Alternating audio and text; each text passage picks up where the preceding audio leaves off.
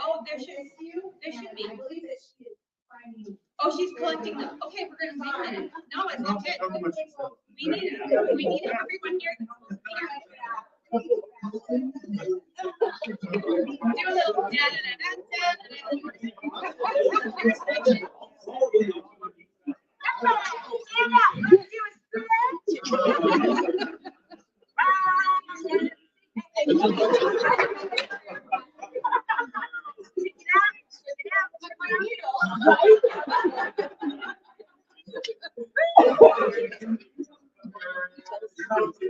You're not fooling anybody. I saw you when I was One thing I used to do years ago was whenever there was needing to be a break, I'd take everyone to a belly dance class.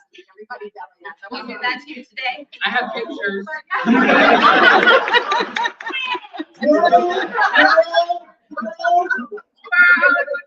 It's BYOB, bring your own belly. Get in line. You guys are awesome. All right, just trying to wake everybody. You missed it. Your grace is here. Come on in.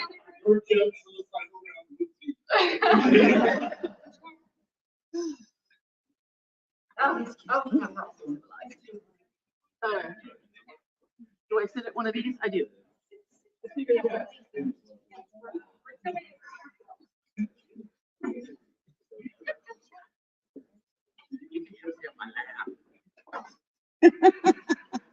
Wait when they're ready. Will do.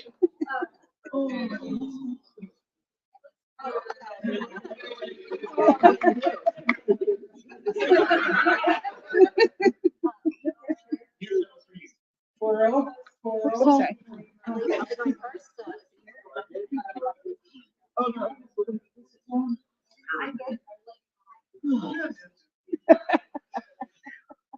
Question before we start.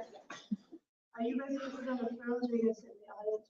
It is better if you sit in the audience so that everybody gets to see the performance. Is that okay? Yeah.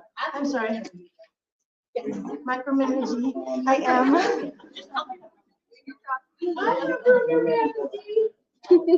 You want that majesty or this majesty?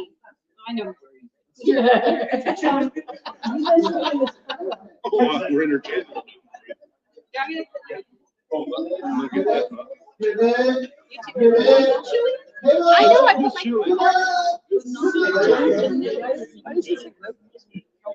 Sounds like. Where? It's my name.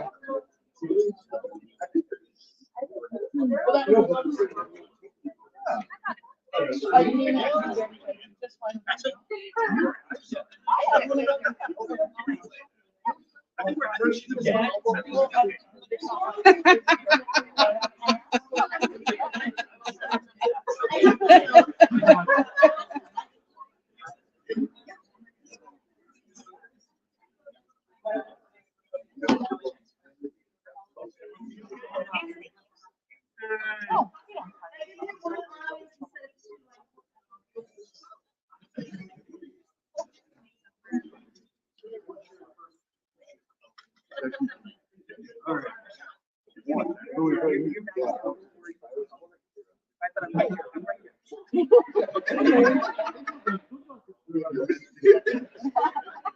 Is this her documentation here? Yes. Do you guys have full? Do you guys have full documents? I think so. No, I think this is just one of the, this is just, okay, so. Oh, the other one is just right there. You have both, okay.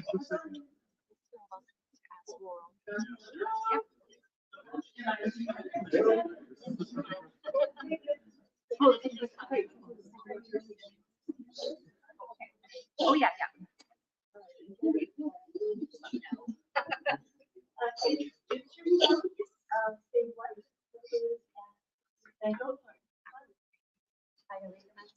Oh. We're good. Do you need to know who's judging or who's observing right now in front row? I'm good. Okay, good. I trust everyone. Somebody asked. No, I appreciate that, but I'm entire audience. Thank you. Perfect, all right. Good morning, everyone. Thank you so much for being here. My name is Lasmi de Perez. I am based out of the College of Lions March, so over in Moscow, Idaho. I spend about half to a third of my time in the very strong garden as well. So I do spend some time in the Tri-Cities, but for my partner. Today I'm presenting on a original composition poem. So not a performance, but an original composition of a poem written in the style of Alcaeus of Mytilene. He is an archaic Greek poet. So I'm going to talk a little bit about kind of him as a poet, why I chose him to do this project, and then we will talk some about, hopefully, there we go. And then we will talk some about the poem itself, and I will kind of explain the meaning and how I approach to talk about the poem I composed. So Alcaeus of Mytilene was an archaic Greek poet. He was born at about 625 to 620 BCE. He lived about 580 BCE. So when we say archaic, we really mean archaic. He was actually contemporary of Sappho, who is pictured on that pottery piece of him here on the left. I actually chose Alcaeus because I originally did one of my Kingdom A&S presentations on Sapphic poetry. So I have a background, not just in poetry, but also in gender studies and feminism. So I was really interested in studying Sappho as this kind of very mythic figure in some ways, and learning more about her poetry, but also the context for which she was famous in her own time, which was highly unusual. Alcaeus is not just a contemporary, he actually lived on the same island as her and in the same city. They likely knew each other and probably exchanged poems. They were both from minor noble families. And so even though they led very different lives, him as a minor nobility and a man in archaic Greek, her as a woman who had a much more obviously kind of quiet life than he did. It's still really interesting to think about them being preserved over 2,000 years after their death to the level that they are. Both of them were considered part of the 9 lyric poets of ancient Greece. This is not a modern designation. This is actually a designation that the Hellenistic scholars several hundred years after their death came up with. So when the ancient Greeks and then the Romans started studying Greek poetry, they actually came up with like the 9 best poets of ancient Greece. Sappho and Alcaeus both were number 2 and 3 on the chronological scale. So they're the second and the third oldest of the 9 lyric poets. This is really important because the lyric poets of ancient Greece were considered really like kind of the epitome of culture. So even through the Roman Empire, they actually studied these poets somewhat obsessively in order to talk about culture, in order to talk about like what is like learning at its highest level. So I find it really fascinating that their kind of myth endured, not just in a modern context, but historically, hundreds of years after their death, they were quite infamous. So the vase that's pictured here was from 470 BCE. And I think it's important to show that like the Greek public had a really common understanding of these 2 poets interacting with each other, even hundreds of years after they both died. Fantastic. Alcaeus was a fairly prolific poet. He had 10 books of poetry documented in the Library of Alexandria. It's probably about 12,000 lines of poetry, based on how the Library of Alexandria kind of stored that context. We don't have any extant of his poetry. Some of this is lost to time. Also, at this point, we suspect a lot of oral tradition is how poetry was preserved. Obviously, we have lost the Library of Alexandria, which every stadium on the planet still mourns. That's how that works. And so for a long time, we just had fragments that had been recorded by other scholars. So if you think about like epitaphs in a book, you'd be like, oh, Horace said this. That's what some middle-aged scholars, as well as Roman scholars, they would quote fragments of Alcaeus' poems, but that's all we had.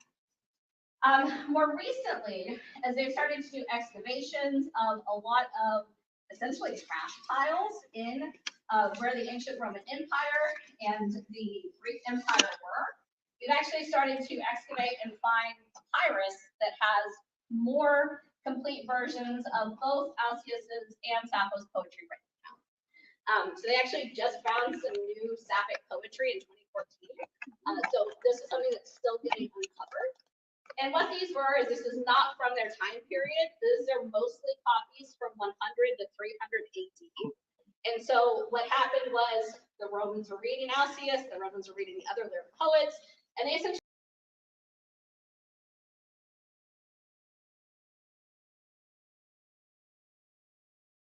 people would read them, and then eventually they'd end up in the trash. That is what we've been excavating and finding. It gives us 300 to 400, 600 years after their death, copies of their poems. Alcaeus was really prolific. He wrote on different themes, honoring gods, heroes, politics, love. He loved to write about drinking. So fight a battle, drinking makes your life better. Fall in love, drinking makes your life better. It's interesting because he didn't just write about politics, which is a big theme because he was a very political family. He got exiled 3 times in his life because he liked to critique the rulers of Lesbos. So he's like, I hate you. And they're like, you're exiled. He drinks some wine. He comes back. It's interesting. And one of the styles he created, which is what I ended up writing in, is what's known as the Alcaeus. For those of you not familiar with poetry, stanza is essentially like a paragraph of like a paper, right? So a stanza would be like the equivalent of having multiple paragraphs, a poem. And within a stanza, for this kind of format, there was 4 set lines. So your paragraph, so your poetry's paragraph is 4 lines for each paragraph or stanza. The first 2 lines are 11 syllables and are the same pattern. The 3rd line is 9 syllables, and the 4th line is 10 syllables. What I ended up focusing on when I wrote my own poem in Alcaeus stanza was this scholar that I thought was really kind of an important contribution to the academic discussion of Alcaeus, which is Canzisos, and talking a lot about memory and metaphor. So when we discussed this, Canzisos really pointed out that Alcaeus was the only like archaic poet to write consistently in past tense. He did a lot of callback to memory. So he wrote 35% of his poetry in past tense, which none of the other archaic poets did. And what he did is he really did a lot of metaphor about ships and soldiers traveling, coming back, going to battle, coming back from battle, and use that as metaphor to talk about politics and the issues that he saw of the day. So I always get a lot of questions about the fact that Alcaeus as well as Sappho are part of the 9 lyric poets. This is not necessarily lyric in what we would consider. Within the lyric poets, they would do like drama, plays, things like that. Alcaeus and Sappho were more what we would consider to be a little more naturally lyric poets, and that they both played an instrument, the barbiton lyre. This is a instrument that is made out of a tortoise shell. So this is like the base of the instrument. Skin is stretched over, and then there are 8 strings that come up. They would use a pick, which is known as a plectrum, in order to pluck the strings. I'm going to hopefully play a couple seconds of just what a barbiton lyre sounds like. This is a recreated instrument that is sold by a company called Lutherius. And so they do some really high quality historical instruments. All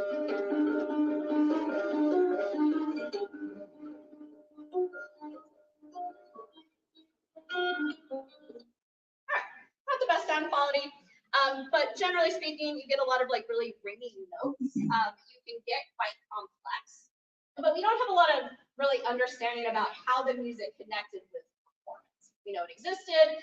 They are often shown holding the lyre, but we also don't actually have any extant examples of how this was incorporated in their time period.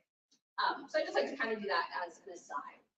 Alcaeus definitely sang to large crowds. They did a lot of religious ceremonies involving lyre and music.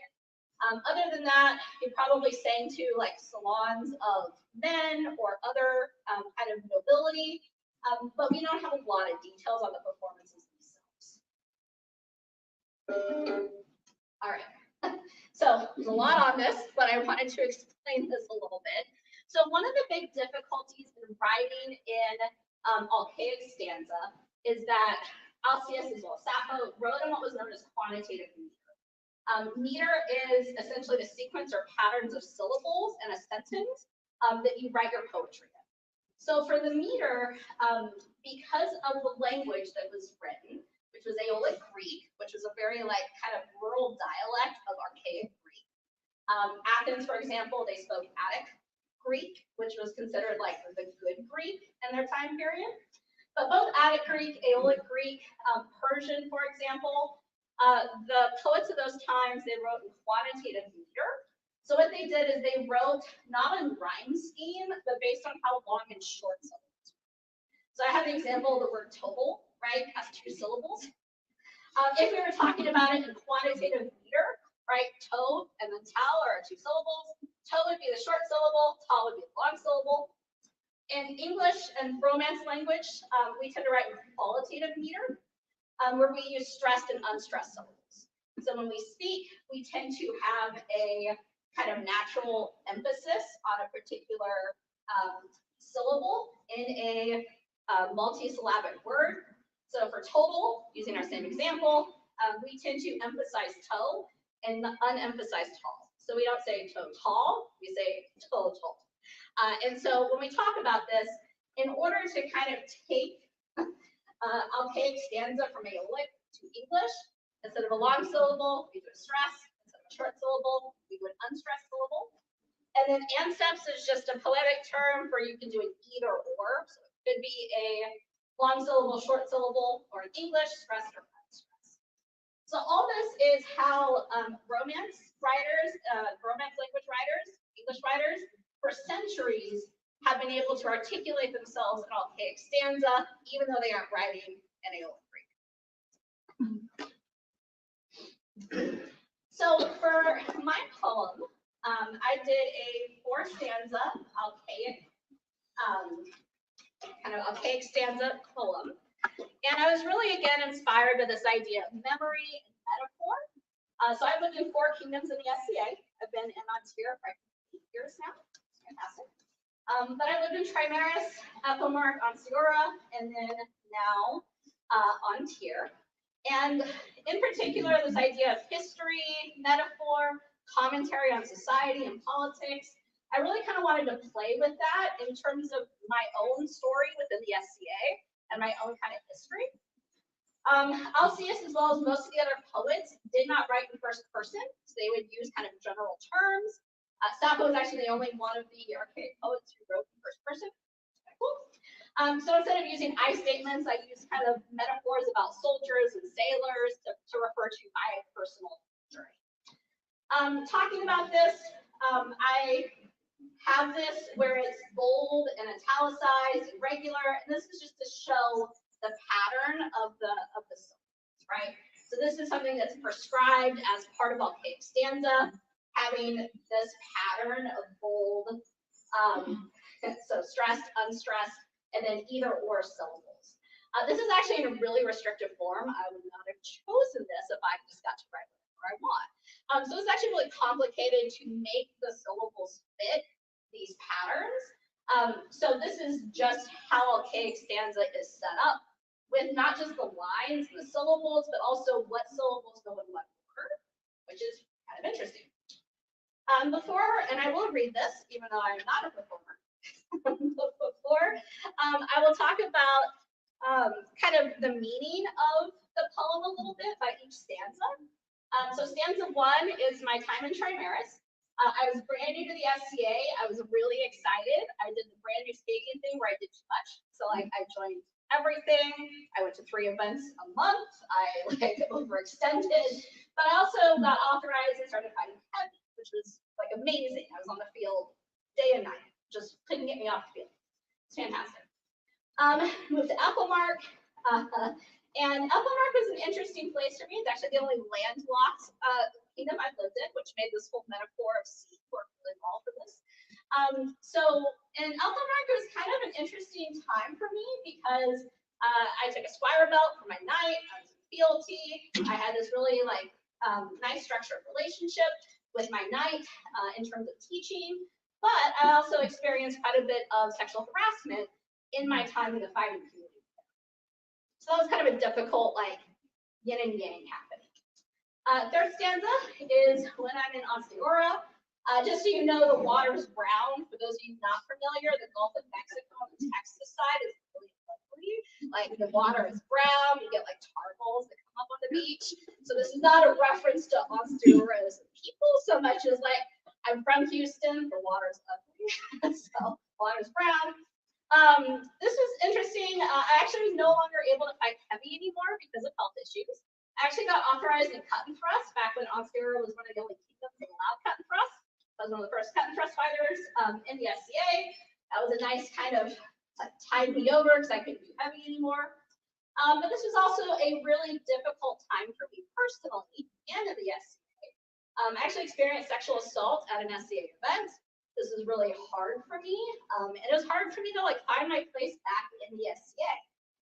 I do have a footnote in my, for those in the audience who did this, right? I do have a footnote in my documentation. Like I know I don't have to self-disclose that, but it is my story. It's part of my journey in SCA. And I think it's important to understand kind of the importance of poetry, even archaic poetry, in modern times and our ability to express ourselves and talk about like our journeys. So I chose to disclose that. And then I come to Ontario, right? I am physically unable to fight, even cut and thrust or rapier, unfortunately. That was harder in some ways than a bunch of other things. But I've really been able to focus on my arts. I've always done art in the SCA. It's been a really important part of my journey in the SCA. So being able to focus on it, do things like PMANS, and really just kind of have that as an important part of my journey has been really good. I've also done a lot of work with DEI in the SCA. I do a lot of advocacy work for DEI, both professionally as well as in the context of the SCA. So that's kind of the background for everything. I'm going to read the poem and do my best with the performance, and then I'll be happy to do Q&A. All right. New boats oars out, cerulean seas, gulls cold, adventure sharp. A blade that cut, spilt on red sands, torture and invite both. Take up arms, oh feral glee, onward, more, more. What strange lands were these, no seas in sight, yet still sharks lurk. Teeth bleeding, sailor and soldier both. But then a belt in red held out, life. Land fought so faithfully, under, dirt, sun. Boats knew no more, yet sailing to ports and waters brown. Crew long in face, and so short in lot, still stirred to might of cut and thrust. Blades shining, yet chivalry broken, dukes fall. Is this the land of hope and wealth? Orcas eat both sharks and tongue and mouth. Put down swords to fight, pick up the pen. Society safe. Work starts as the soldier turns scholar, head raised. Thank you all. Wow.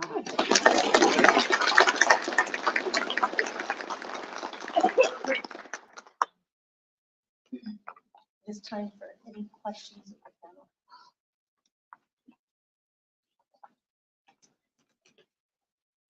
I'm moved. I'm very moved.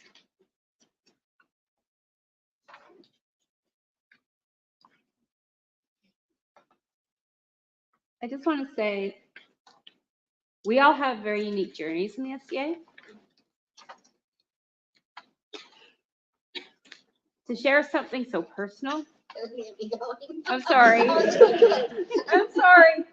But truly, to share something so personal and tie your story to this element of history enriches our knowledge and our experience of what you're sharing, but enriches our knowledge of you. And I'm sorry, I'm not going to get my words out. But that's what we're here to do, share history.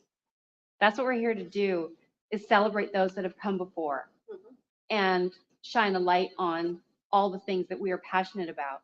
But we do that because we have a connection in some way to those people that have created something that has meaning for us. And your story is a continuation of the stories that were told before. So you are living history, and you are bringing forth something to light from And it shows that you feel this is a safe space to do that. And I'm grateful to you for sharing that, but also to write about your life in such a beautiful way. I love poetry. I think it's an amazing form of communication. It's something that I don't understand as fully as I would like to. So I want to thank you for explaining it so beautifully and creating such a wonderful work of art. I love how you broke down the style of poetry, the history of the poetry. Is this something that you do just because of pure joy, or is it something that's part of your work? It's something I do with pure joy. So professionally, I teach media. And so, yes, so I teach media law, so I actually teach like copyright, First Amendment. So this is just like an obsessive, I've always loved poetry. I've actually never done it in the SCA until the last year or two. And my Laurel, Master of Choreo, when we were talking about kind of my journey in ANS, and I have some accessibility issues, so I have a difficulty doing like costuming, which I love to do to the degree where I could enter ANS, things like that. And he's like, have you ever considered writing poetry in the SCA? And I was like, this literally never occurred to me in like 10, 15 years. And he's like, maybe. And so it's actually been really fun to explore the more medieval and archaic types of poetry that I've read, but have not really like written it consistently. Can I ask one more? Sorry. Absolutely. The pattern? Yes. Da, da, da, da, da, da, da. Okay, a lot of up and down. Mhm. And then the last line Mhm. has always the two stresses. Is that, Yes. that was defined? That was defined, Okay. yes. So I also wrote a poem for my other entries in Sapphic stanza, which is in much more forgiving, like poetic form. So anyway, it was really interesting seeing, like, even though they're both very prescriptive and they're both, 4-line stanzas with set syllable like meters, I found the okay one much harder to write it, quite honestly. Mostly because in the Sapphic form, the first 3 lines are the same pattern, and then the last line is just abbreviated. And this one, like, the lines go all over the place in terms of how they prescribe those emphasis and unemphasized syllables. I have 2 quick questions. Thank you so much. I learned so much. First, can you just tell us what your other entries were? And secondly, I got in first before looking at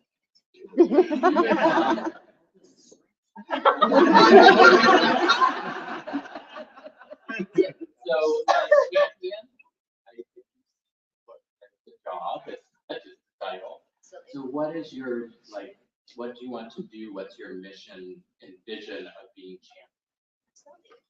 So my other entries, I mentioned I researched Sappho, and then instead of doing a pure original composition in Sapphic stanza style, what I did, I took her only fully surviving poem, which is Ode to Aphrodite. I took multiple translations and did like a word comparison of the different translations, and then I actually put it back into Sapphic stanza form. So when you translate something, you often lose like the pattern. Just because translators are trying to stick really close to like word meaning and word choice. And so I took the translations, I compared them, I got kind of unified language, and then I put it back into Sapphic stanza. So that was kind of my goal. And then my third presentation was completely separate, which was on like kind of 3D wax portraiture from the 1500s to the 1650s, mostly in Western Europe. Both that all kind of came together because that was actually a hobby, an acceptable art hobby that women were allowed to do during that time period. And it's also part of like there's a lot of curatorial bias in modern museums about not showing wax portraiture. So I thought that was just kind of a fun thing to explore. And hopefully I can get to a process entry and some object entries eventually. I'm a little worried I'm going to make like haunted looking portraits, but I'm going to try real hard. In terms of what I would want to do as champion, I mentioned a little bit about not being able to do things like sewing for Kingdom ANS to the degree I would like to. I would love to focus on accessibility. So I think we as a society, we have a bunch of people who have a lot to give. Ontier has a bunch of people who have a lot to give in terms of the arts.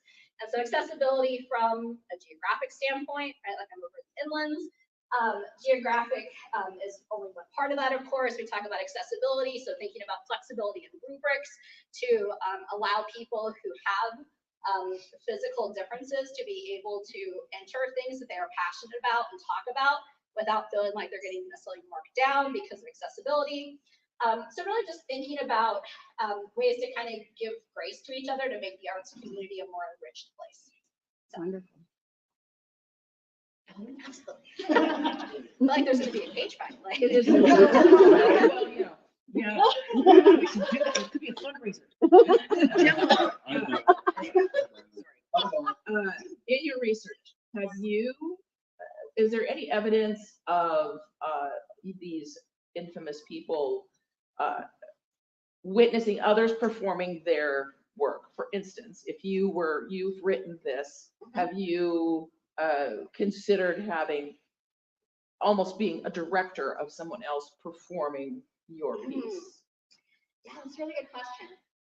So we know that they had choirs and that they did like group singing and performances to an extent. We don't necessarily know like what individual poems versus prescribed like choir performance. We don't really know like what was used where. So we do know that there would be individual performers, but there would be like group performances as well involving these poets. Whether or not they were singing like their individual poems en masse, we don't have that information. But there was definitely like choirs, particularly for religious and kind of ceremonial purposes. And we suspect for just enjoyment as well. But we don't have a lot of details on the specifics of their performance. It's actually like hugely debated how performance happened, particularly for Sappho, because the assumption for a long time was that she only performed for women. Because why would a female performer in 600 BCE be allowed to perform in front of men? But a lot of more recent scholarship has made a pretty, I think, compelling argument that if she just performed to women, the likelihood that her poetry was preserved and famous like hundreds of years after her death seems unlikely. And so she would probably performed or at least had copies of her poems circulating mixed gender as well. So. And then regarding those printed things, Yes, so what is the interpretation of what the expectation of? I mean, is it just that somebody's going to take this thing and read it, or are they reading it, performing it to their local village, or Yeah. So in terms of the kind of the bookseller copies, which is mostly what we found for excavation, that was mostly kind of Rome had kind of a complicated history with ancient Greek, and that like they were like, we're better than Greece, but also it's complicated? Yeah, it's complicated. We're better than Greece, but also we want to study Greece closely. And so at least at that time, most of the booksellers were kind of selling as a like best of like the Greek poets of your time. Right. And so I think for the most part, it was like if you are a well-rounded Roman like scholar or man or boy, you read these as part of your education. So I don't think that they were necessarily used from a performance standpoint in the way they would have been in like Alcaeus' time. Thank you. What do you think about it, specifically about poetry? You mentioned that it had political, oftentimes, motivations, but I'm interested that the Romans thought of this as a novel. That seems like Yeah, so him being kind of established in the pantheon of the 9 lyric poets was from the Hellenistic scholars, like 200 or 300 years after his death. And so the Romans just kind of took those 9 lyric poets and studied them en masse because the Greeks told them to, right? Like, so it was kind of more like, again, this emulation of Greek culture in a complicated way. So I'm sure they maybe didn't include all of the poems and study for everyone. So. Is this like them making us do the allegory of the cave? I mean, Right. any undergrad person probably Yes, is gonna face, we always have to do the Greeks. I mean, Yeah, and this is what I kind of think of it is like, this is your like, yeah, or right, the best of the Greeks, here, read this as part of your reading list. That's actually something I want to study a little bit more is kind of this, like how we excavated and found these pieces.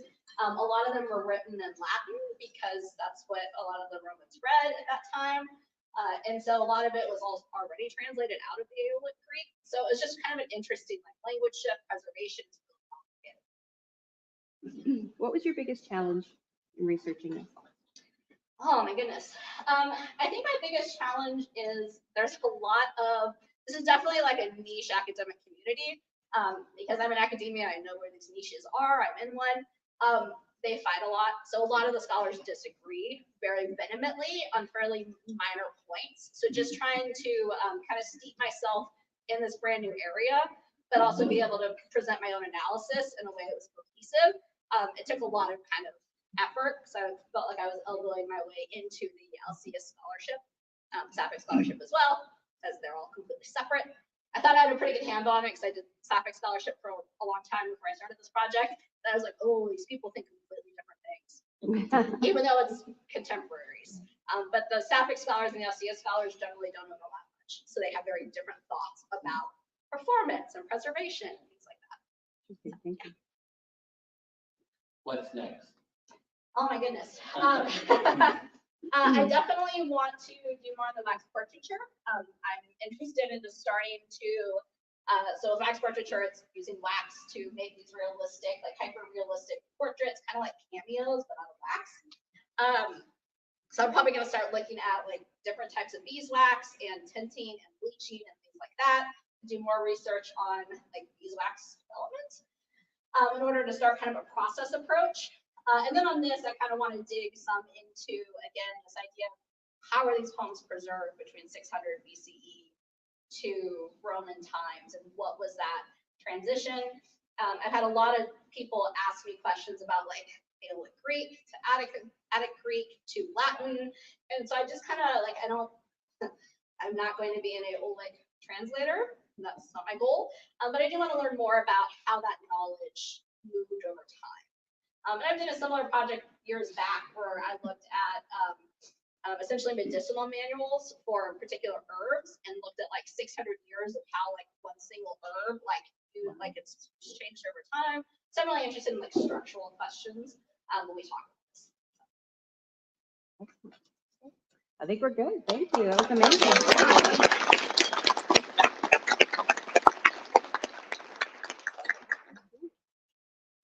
It is your turn.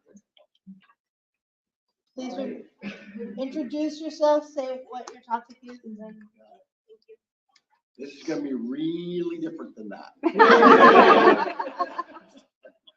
And I'm checking to see if there's any kids in the room, and there aren't, so that is good. We can give you a majority. I'm sorry? We can give you a majority. Good.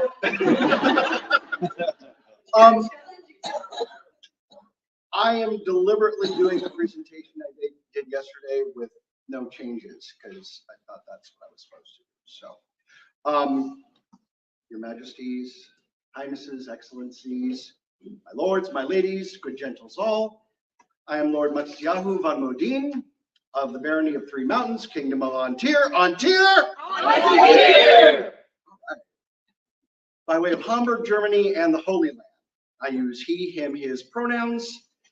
And while I am a practicing Jew, I will go to my grave swearing that pepperoni is beef when I put it on my pizza. If you know, you know. I beg your indulgence and pray your attention for the next few minutes as I present the greatest fart joke ever told. Now, friends, enemies, those who are undecided, I have two goals with this presentation.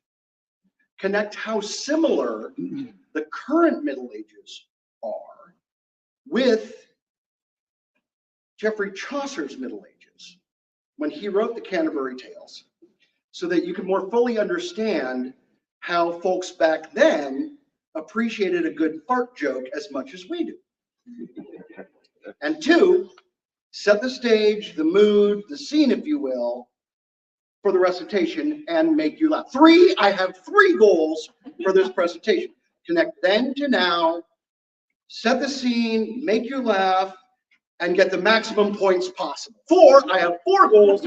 Set scene, connect then to now, make laugh, get maximum points, and not screw up. Okay, five. I have 5 goals. We'll stop there. Now, if you are looking for an academic lecture, this is not it.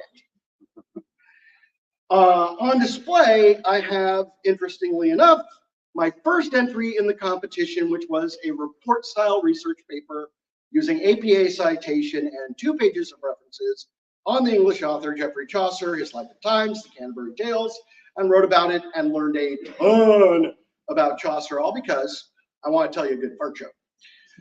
No good deed goes unpunished.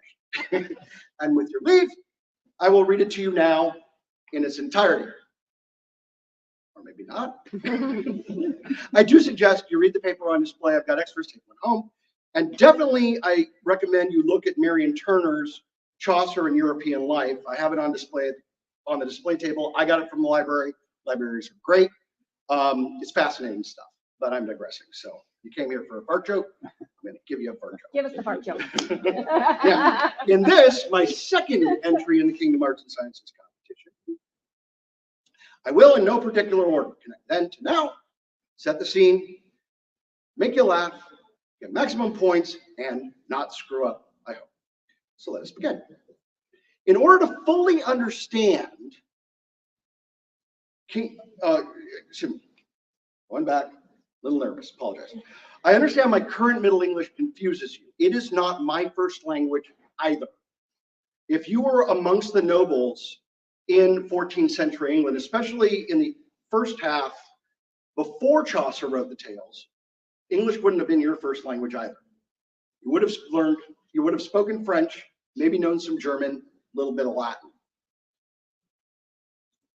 The plague wiped out half the population of Europe, and so the lower classes, they spoke English, and in the second half, that became the language of the land. Friends, we're going to have to exercise our imaginations this morning.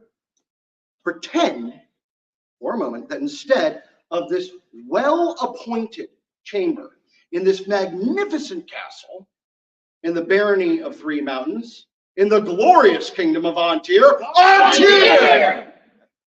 We're the best king in the known world. Come on. We are now in a tavern in London or Kent. Yay. And it is very important to note we are down more than a few pints at this point. Now, this may be difficult for you to believe, but I believe you're all up for it. Imagine that it has been well over a year or 2 since you have gathered together with people. That's right. Other than our closest friends, we have made it a point to avoid people or the company of others for the very fear of our lives and our well-being. Now, I know that we don't currently live in a time of plague like back then. The Oregon Health Authority might differ on that point. But back then, we would have by now lived through 5 waves of the Great Plague that killed half of Britain's population and over a quarter of its nobility by the time the Canterbury Tales were written. Now, what would you do if for 2 years or so you worked from home, you didn't go out and mingle with people for fear of your very life or political callings, and that's another part of the tale. I don't know about you, but I'd find a hobby, and that's what Chaucer did. He was already a known poet and writer, and remember, he was a parliamentarian, a bureaucrat, a whole host of other things, not just the great writer Geoffrey Chaucer. So he found a project to work on, kind of like what we do. Canterbury Tales. Now, the tales were not a single long narrative. They were a collection of individual short stories that could be enjoyed at leisure, in any order the audience wished. Being writings and poems, surely they would have been recited aloud, especially for those who couldn't read. But unlike a play, Beowulf, Sonic Poetry, the Canterbury Tales, they were not serialized, but they were episodic. Imagine that. Unlike the tick-tock of a clock, you could go forward, backward, any way you wished, enjoying these short snippets and slices of the people and the life of times of 14th century England. Your streaming of consciousness could certainly binge on all the entertainment, which brings us here to our collectively imagined tavern in London or Kent. Now, I apologize, Your Majesties, but imagine that we are not nobles. No, we are clerks, merchants, and artisans, and we have now decided not to work for free. Now we get paid for what we do. After the plague killed off so many, and I forgot to mention, while the nobles were out hiding from everybody, the lower classes were out doing the working and the farming and the shopping and the merchanting and the serving and the peopling, and they tended to die more than anybody else. So they tended to get plagued more, die more, and people wanted some entertainment after surviving these dark times. There was a popular thing amongst the French nobles and the English French nobles in England called a fabliau. It was a situational comedy, a sitcom, if you will. Chaucer wrote a half dozen or so of these fabliaux as part of the 24 Canterbury Tales. He would collect these stories of his and bring them to share with his friends and colleagues, such as us good people here in this tavern in London, drowning our sorrows and woes and craving a good fart joke, which I promise I will give to you. Now, here's where it gets really interesting. Because the lower classes weren't so low anymore, Chaucer didn't write these fabliaux in French. In Fry's Tales and Flowery Francais, no, he chose the spectacular vernacular of the people, English. He even said in his prologue to the Clerk's Tale, and I quote, "For God's sake, as betha betrecere, it is no time for to study and hear. Tell us a merry tale, fire fay, for what man that is entered in a play, he needeth moot unto the play assente, but preacheth not as freres doon in lente, to make us for our old sines wepe, nay that thy tale make us not to slepe. Your termes, your colors, your figures, keep him in stur, till so be that he indeed high style, as one that man to king is lite. Speak us so plain at this time, we pray, that we may understand what you say." Did you catch that he understood fatigue? People were tired. Tired of death everywhere, tired of the discord politically. They, just like us good people, wanted entertainment.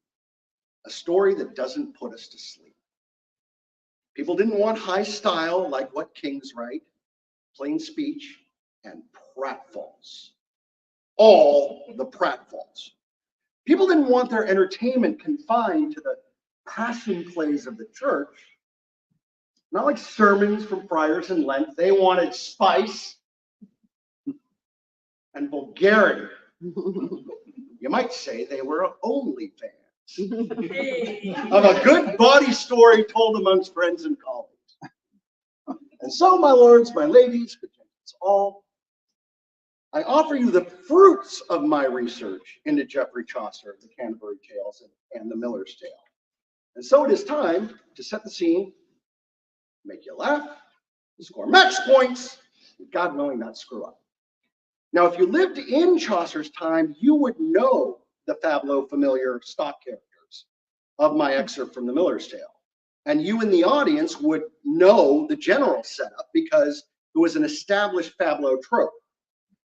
May-December marriage, cuckold, lover, and errant clergy. Chaucer did just two things to make it special.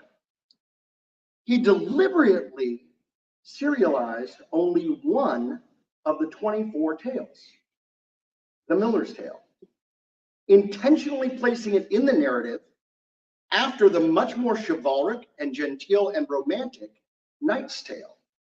He used it to parallel a noble tale of courtly love featuring two men wanting one woman, with a totally different tale of lust and lechery featuring two men wanting one woman. And three, he made the second story a lot more vulgar. Knights do not fart so hard they almost go blind. But in the Miller's Tale, they do. You'll see. Now, to set the scene, imagine that I am the miller. I am loud, I am obnoxious, I am drunk, I am vulgar, and I am obscene. In the story, we have John the carpenter. He is old, he is big, he is loud, he's obnoxious, self-made, well-off, not so bright, and really proud of his lack of learning. Newlywed to his 18-year-old bride, Allison. Now, Allison, who plucks her eyebrows, wears high-laced boots, very secure in her youth, her beauty, her power of seduction, and is the lover of Nicholas. He's the handy, young, big man on campus. He plays the 14th century equivalent of the guitar, talks fancy astrology to show off, happens to conveniently be a boarder in the carpenter's house, knows his way about the ladies, Chaucer uses the word handy, and then finally Absalom, the naughty clergy, who is into fancy clothes and himself way too much. And he decides he wants a woman way out of his league and will stop at nothing to do so. Time forces me to excerpt the Miller's Tale, and so I begin near the end. John is hiding in a barrel in a barn, awaiting the second coming of the flood of Noah. I told you, it's a sitcom. Bear with me. Allison and Nicholas are in her bedroom because they trick John into the barrel so they can have a bit of a moon time together. And here comes finally Absalom, the naughty clergy, just at the right moment to interrupt their morning postcoital bliss to profess his love. She's married in the bedroom with Nicholas. She says no. He presses on. She says, go away or I'll throw a rock at you. He presses on. And then finally, and I love this person, he says, Absalom says, then kiss me for your love of Jesus and your love of me, then I'll go away. So before I begin, a warning. In current Middle English, it would be, what you are about to hear and see is vulgar. Parental discretion is advised. In Chaucer's own words from the prologue to the Miller's Tale, and I go about this at length in the other presentation, a warning in Middle English. Chaucer actually wrote this in the prologue to the story. Here we go. And therefore every genteel wicht I pray, for God's love, deemeth not that I say of evil intent, but for I moot rehearse here tales alle, be they better or worse, or else falsen some of my material. And therefore, whoso list it not to hear, turn over the leaf and chase another tongue. For he shall find in no great and small, of storial thing that toucheth gentilesse, and ec moralite and holiness. Blameth not me if that he chesem is. The millere is a cherub. You know well this. So was the rave, ec and other small, and halna tree they told in both the two. Adviseth you, and put me out of luck. And eke men shall not mock an earnest of God. And so with the stage set, I present to you for your mirth and enjoyment, excerpted from Geoffrey Chaucer's The Miller's Tale. What I propose is the greatest fart joke ever told. Now, I had a beautiful period, leather-bound, glorious book, but my eyesight sucks and I'm nervous, so I apologize for using a modern aid. But here we go. You have a guide in your hands that gives you the English translation and a word. There's numerous sources, and I've got 3 different books there. The English translations you find all vary greatly, up to the point where some people use words that aren't translated from Middle English, so you can clearly see, hey, Chaucer didn't write that. And so that's why I didn't cite what I did here. I did a little bit of liberty to make the translation of the book that I had match more. But if you don't understand what I'm saying, again, this is my second language.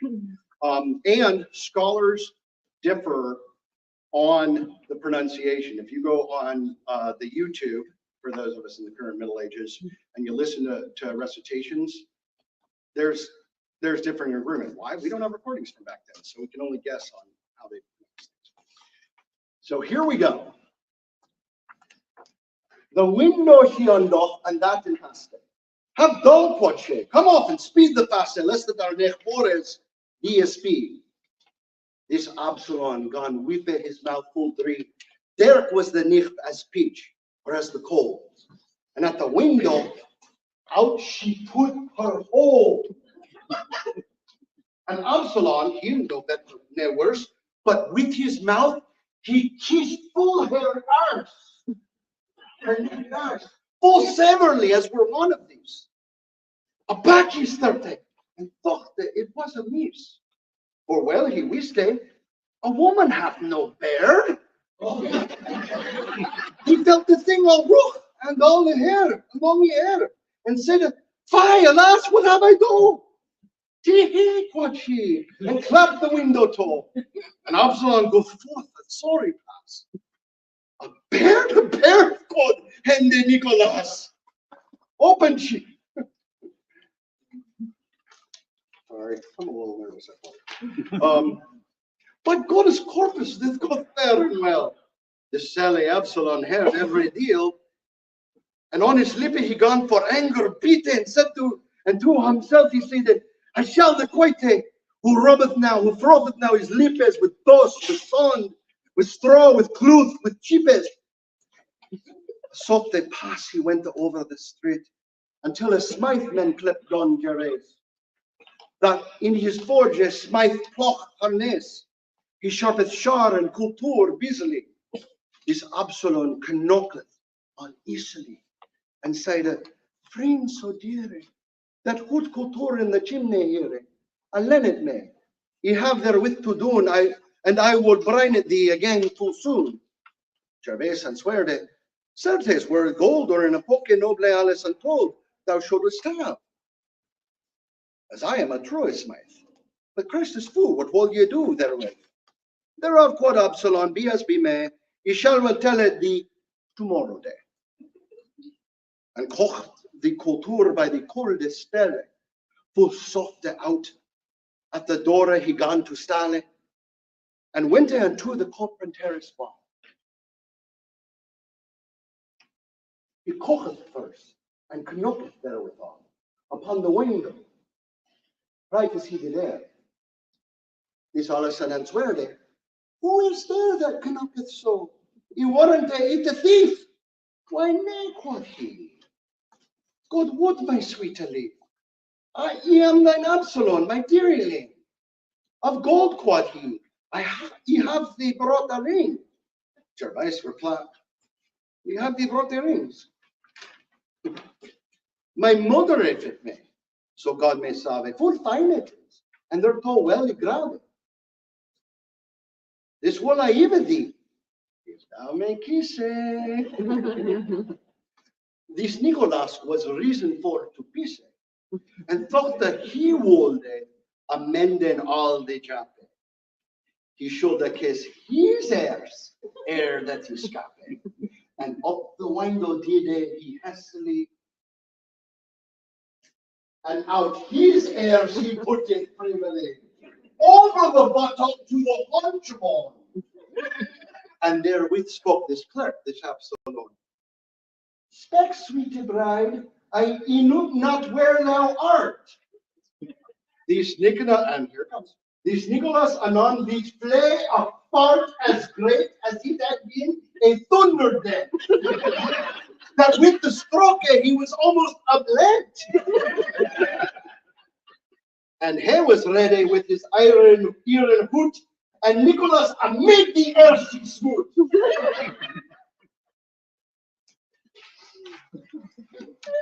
Off goeth the skein, and hande brede a bute. The hood kultur brende so his tute, And for the smart he went there for to thee, as he were wood for Wohigan to cry, help, water, water, help, for God is sake. For God is sake. This carpenter out of his slumber sterte, and heard the owl crying, water, as he were wood. And thought that, alas, now cometh Noella's flood. He set him up without the word small, and with his axe he smote the cord at quo. And doon goeth all.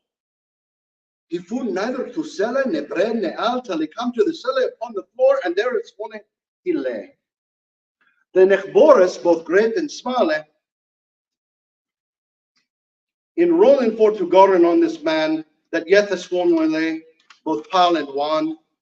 For with the fall, he brost and had his arm, but stonde he muste unto his own arm.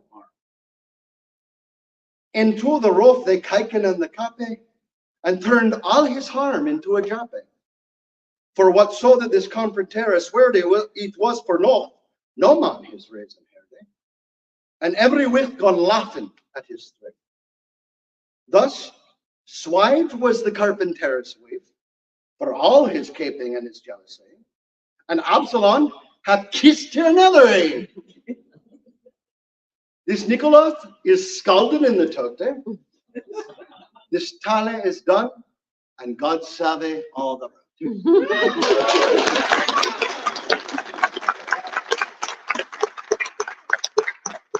Thank you. Do you have any questions?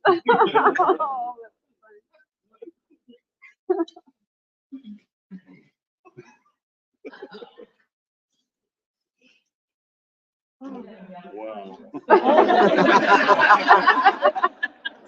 I told you it was good. There's a lot of history that you prepared to set that up. I really appreciate that. I mean, it wasn't just about the first tour. There was a lot that you did to build up and build the whole scene and make us understand the history of where it's coming from. So I appreciate that. Well, thank you. It was, the thing that was really funny was this whole thing started because there was an honor piece that was supposed to be about humor, and then they had an arts and sciences thing, and they said, do something funny. And I'm like, okay, well, I can funny, I think. Let's find something, period, that's funny, and found what I think is one of the greatest fart jokes ever told. That went down a super rabbit hole because that process, it's one of my entries, right? That process started just right at the tail end of the great let's be apart from everybody. And the thing that just was so clear was, and I think it's part of why I love the society so much, is just how much people are people are people are people. And so many of the similarities, like I had a whole thing about Putin and how Richard II would be like,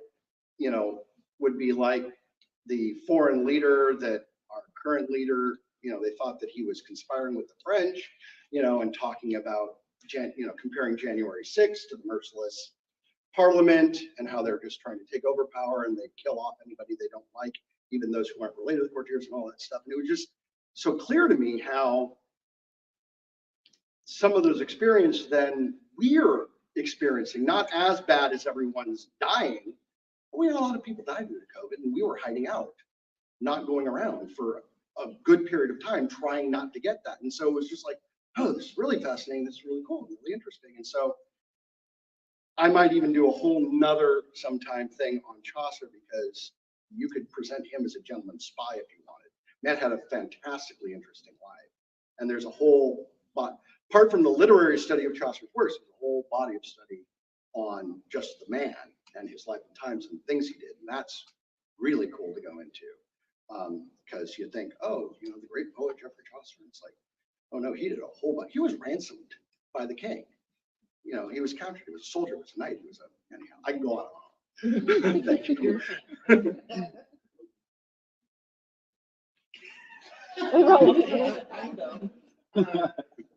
So in our tavern, is this the kind of performance? Would somebody in the tavern be reading this? Would they know it by rote? Would they We have no idea. Okay.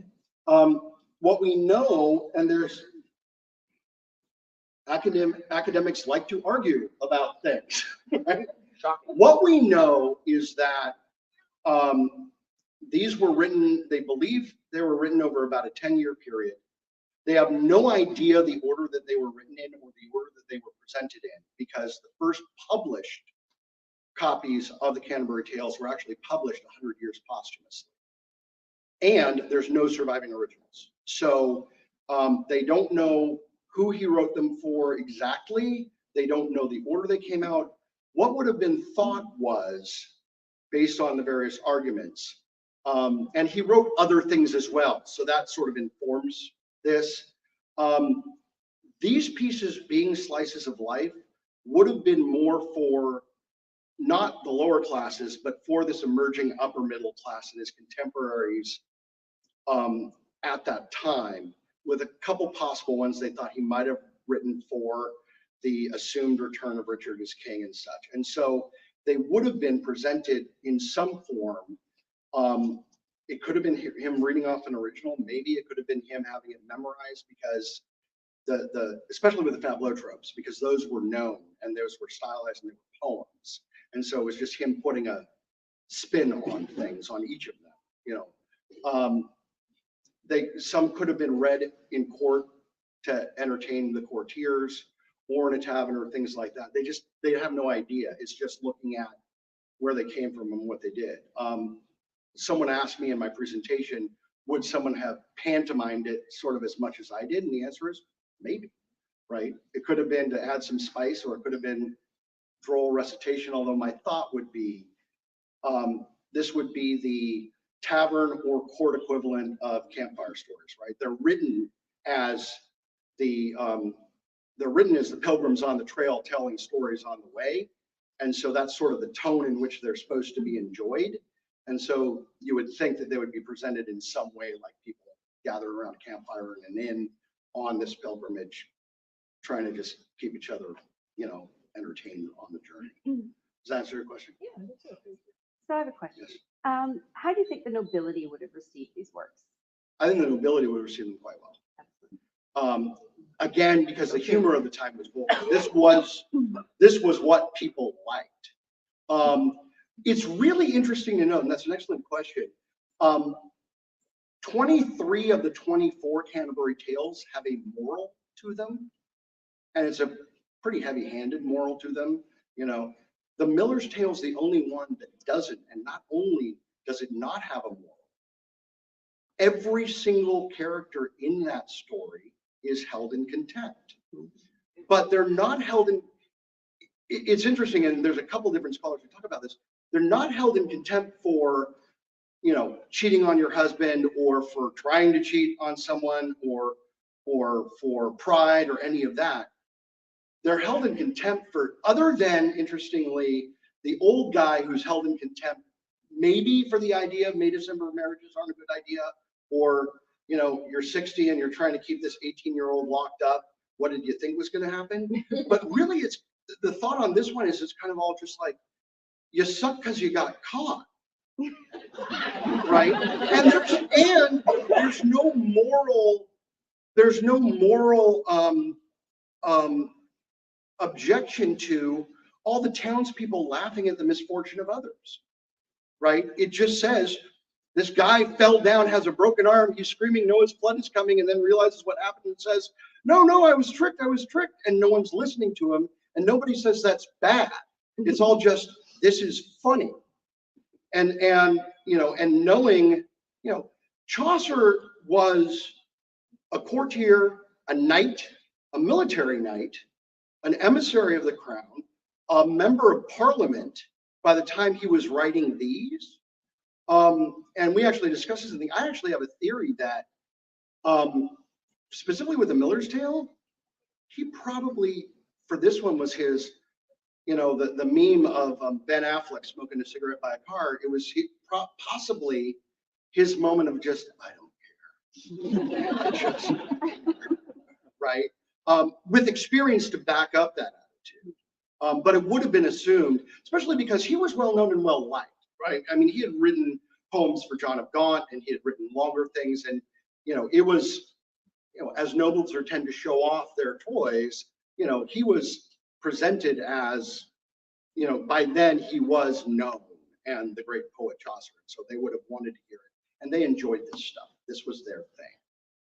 They liked the pratfalls. They liked the vulgarity. That was the humor of the day. Thank Does that you. answer your question? Yes, thank you. Wonderful. Mhm. Go ahead, please.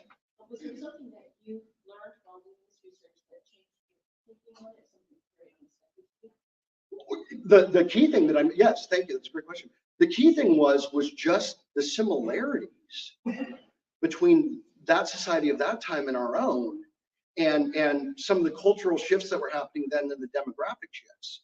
And it was really interesting, the number of arguments that I guess the overarching premise is, in a violent society or a society exposed to violence and death, they like their humor rough, and you can see examples of how the current entertainment that we're looking at is either escapist stories that are very, I don't want to say flowery, but they're very, they're not pain, they're escapist, and they're, or, procedural mysteries and murders and tales of disgusting things and bad things as escapism and entertainment, right? And that was fascinating going down those lines of research, because it made the Middle Ages far more real and far more relatable and personal, which is really cool, right?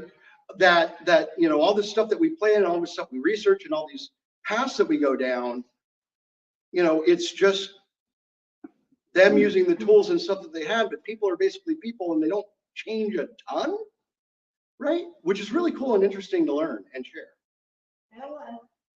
The speaking in Old English, is that one of your passions? Oh God, no.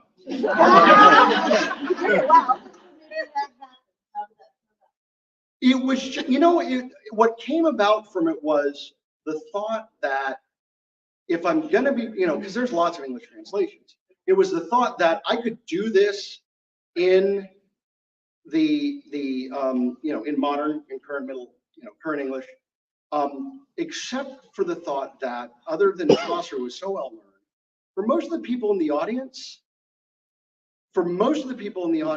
of the nobility class, English would have been their second language anyway. So I would have sucked at it as it being my second language or my non-native language anyway.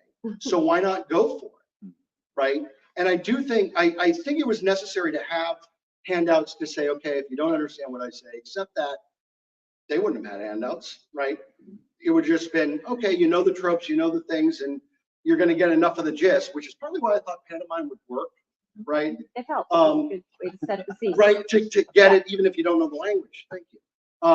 But it was interesting, and it was interesting to, it's funny how you can, especially if you're nerd, right? You can just start rabbit holing anything, and that's kind of the fun, right? It's also the fun of this process, is to rabbit hole something and be like, hey, look at what I learned, isn't this cool? And share that enthusiasm, and then see if you build a community around it. In fact, in the first presentation, someone came up to me and said, are you on ChaucerNet? And I'm like, no, I didn't even know ChaucerNet existed. And she was like, oh, well, let me connect you to ChaucerNet. And I live in Portland. I've got this huge library. If you'd like to come check it out, I'd love for you to come. And so that's really cool, because you can build community around anything. And it's cool to have that happen, right? Yes, sir. Her Grace Ladiga, I'm sure, would like twice Arts and Sciences champion out here, would like to know. I'm sure.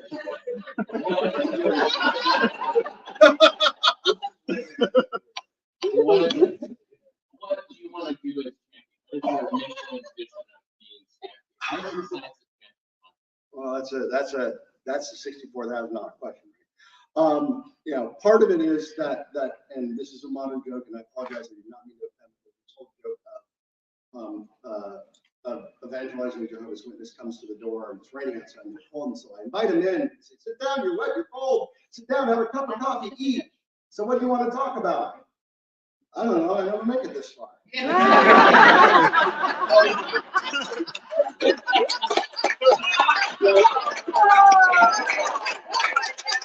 That said, I was asked to think about this question, and what I would hope to bring to the position and explore over the coming year, with no set agenda at the moment, I have to say that, are a couple of things. The skill sets that I have from my day life, I could bring to this position and hope to engender. One is, I'm really good apparently at enthusiasm.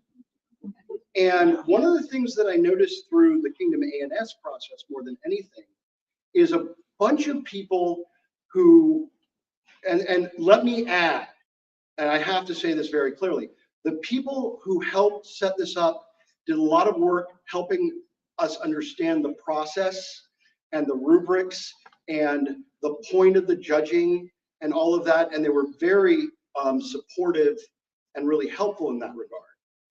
But one of the things that I noticed is a number of the people presenting really know their stuff.